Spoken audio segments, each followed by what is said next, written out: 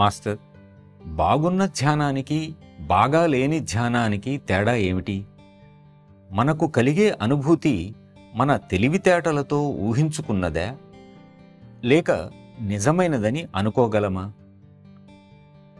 బాగున్న ధ్యానం బాగా లేని ధ్యానం అంటూ ఏదీ ఉండదు. ధ్యానం అనేది ఒక్కటే.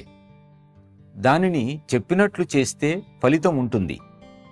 మీరు ధ్యానం చేస్తే వచ్చే ఫలితం సరిగ్గానే ఉంటుంది. పరధ్యానంతో చేస్తే కలిగే అనుభూతి మాత్రం మీ ఊహే.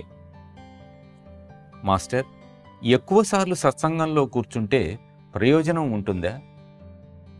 ప్రయోజనం ఉండదు. ఎందుకంటే నీవు పూర్తిగా నిండి ఉన్నప్పుడు ఆ ప్రాణాహుతి వెనుతిరిగి మాస్టర్ను చేరుకుంటుంది. ఒక పంపు క్రింద ఉంచిన బకెట్ పూర్తిగా నిండినా పంపు తిప్పే ఉంటే ఏ విధంగా నీళ్లు వృధా అవుతాయో అదే విధంగా మనం మోతాదు మించి తీసుకోలేము.